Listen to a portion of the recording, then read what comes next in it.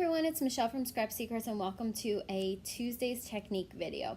So today we're going to show you how to take an ordinary stamp.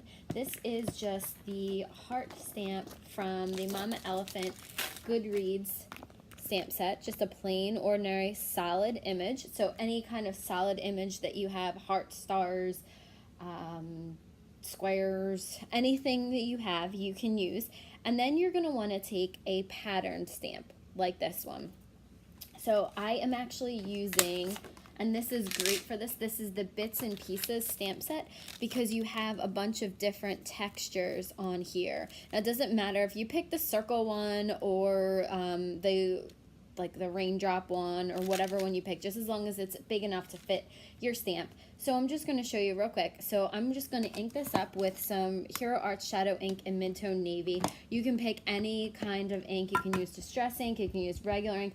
I just want to show you here how it stamps solid and then what happens when you do the technique. So again, not a great technique. If I was really doing this, I would use the stamp press and do the stamp that way.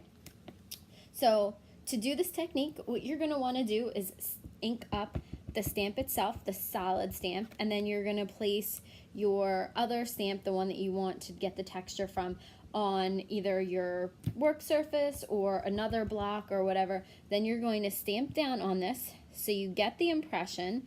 You can see here, I don't know if you can see it there, but there are little dots. It picks up the dots from here. It actually removes the ink from certain spots. And then here you can see, here's the original and here's the one with the dots. So we did the dot one. Now let's do one with the lines. So I'm going to pick the circle one with the lines. And then I'm also going to pick the circle one that has kind of a texture to the back of it and see what that does because I've never tried that before. I've only tried it on like lines and circles. So we're going to do the exact same thing. We're going to kiss the stamp technique and put it on the back here, and we're going to see how it looks.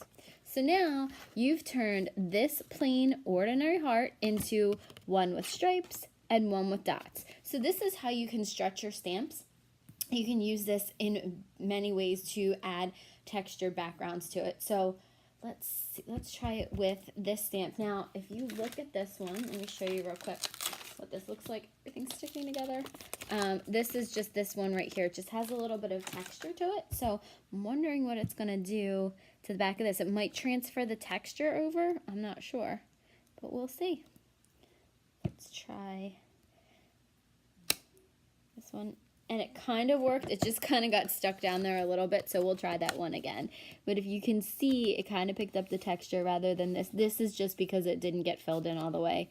It looks similar to this, but it has more of a distressed look. So let's try that one again because I feel like it was a new stamp, so I don't feel like it got stuck to it.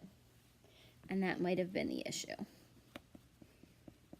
So this doesn't damage your stamps. It doesn't do anything to it. You can still clean them off. That's just a not wet baby wipe. So let's kind of just, okay. And let's stamp this guy down and see if it picked up any of the texture.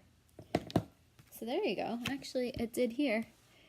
It picked up a lot of the texture. So it's like splotchy. It's a lot more distressed than this original one. So here's the original, here's the distressed, here's the lines, and here's the dots.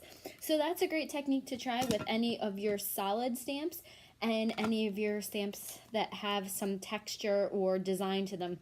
Now you can use background stamps, the larger 6x6 background stamps. You can do snow falling, you can do a bunch of different things. But you do need to remember that you do need a stamp with a larger surface area. So anything that's solid, a larger solid surface area. So to do this technique. But there you go. I'll show you again one more time what they look like. So I hope that you guys try this technique out. It will stretch your stamps because from this one heart stamp, we were able to get at least 3 different patterns. And I'm sure there are many, many more out there that you can choose from. Go through your stamp set and see what you can find. Thanks for watching, and I will see you again real soon for another video.